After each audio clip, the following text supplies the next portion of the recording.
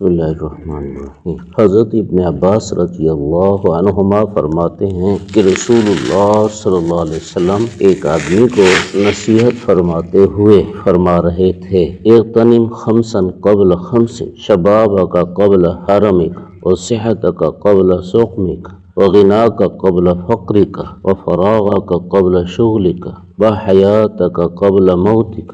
5 باتوں کو، 5 حالات کو 5 سے پہلے غنیمت سمجھو، جوانی کو بڑھاپے سے پہلے، صحت کو بیماری سے پہلے، مالداری کو غریبی سے پہلے، فارغ ہونے کو مصروف ہونے سے پہلے، زندگی کو موت سے پہلے غنیمت۔ یعنی یہ جو اچھے حالات ہیں، جیسے جوانی ہوئی، صحت ہوئی، مالداری ہوئی، فارغ ہونا ہوا، زندگی، ان کو آدمی موقع جانے اور ان سے موت کے بعد کا فائدہ اٹھا لے۔ جوانی گئی، بڑھاپا آیا، تو اگر چاہے گا کہ زیادہ عبادت کروں تو بس چاہے گا تو صحیح، کر نہیں سکے گا۔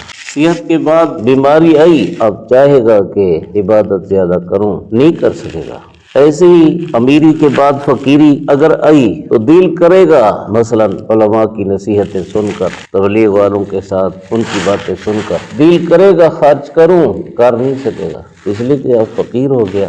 اگر فارغ ہے، اس کے بعد اگر مصروفیت آئی تو وہ مصروفیت پھر آدمی کو ایسے گھیر لے گی کہ ذکر عبادت کا دل کرے گا، وقت نہیں ہوگا۔ ایسے ہی موت کے بعد دل چاہے گا کہ کاش مجھے موقع مل جاتا اور میں کچھ کر لیتا، کوئی ذکر تلاوت کچھ کر لیتا، لیکن موقع ہاتھ سے چلا گیا۔ ایک آدمی کتابوں میں لکھا ہے کہ نیک آدمی ہوگا، سفر کر رہا تھا، سفر کے دوران قبرستان میں سے گزرا تو سوچا کہ چلو 2 نفل پڑھ لوں، 2 نفل پڑھی جلدی میں، اور پھر سوچا کہ اچھا تھوڑی دیر لیٹ لوں، قبر کے سہارے لیٹ گیا تو خواب میں اس قبر والے کی زیارت ہوئی۔ اس نے کہا، تم جو دنیا والے ہو عمل کی قیمت نہیں جانتے، اور ہم جو اس جہاں میں پہنچ جانے والے ہیں ہم عمل کی قیمت جانتے ہیں۔ تم کر سکتے ہو، ہم کر نہیں سکتے۔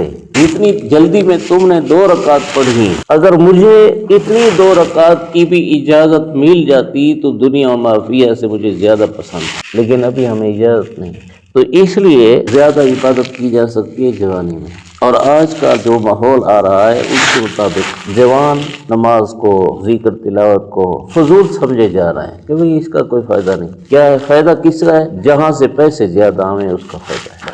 صحت کے وقت آدمی مست ہے، کہتے ہیں ہاں کر لوں گا، یہ نیکی کر لوں گا۔ بیماری آئی، یا اللہ مجھے صحت دے دے تو میں چلا لگاؤں گا، صحت دے دے تو میں 4 مہینے لگاؤں گا، مجھے صحت دے دے تو یہ کروں گا اور وہ کروں گا۔ اگر خدا نخواستہ یہی بیماری آدمی کو لے گئی اس دنیا سے، پھر کیا ہوگا؟